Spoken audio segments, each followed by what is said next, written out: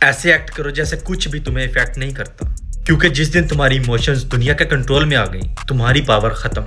लोग तुम्हें टेस्ट करेंगे, तुम्हें प्रवोक करेंगे, तुम्हारा सब्र आजमाया जाएगा, तुम्हारा ईगो दबाया जाएगा। लेकिन याद रखो, जो दिमाग पर्पस में एंकर्ड हो उसे कोई हिला नहीं सकता। लिंकन ने जिंदगी में इतने इलेक्शन हारे जितने आम लोग ख्वाब भी नहीं देखते, लेकिन उसने कभी ब्लिंक नहीं किया। एडिसन हजारों मरतबा फेल हुआ और उसने हर फेलियर को लेसन कहा। स्ट्रॉन्ग लोग आग के बीच से गुजरते हैं और पलक भी नहीं झपकते, क्योंकि उनका विजन आग से ज्यादा तेज जल रहा होता है। चाओस के बीच स्टिल रहना सीखो।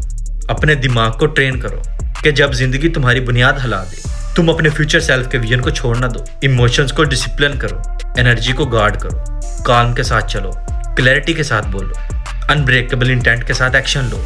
इसलिए नहीं कि तुम नम हो, इसलिए कि तुम फोकस्ड हो। और जब दुनिया तुम्हें हिला नहीं सकती, तो उसके पास तुम्हें फॉलो करने के अलावा और कोई चॉइस नहीं रहती। Bye bye, take care.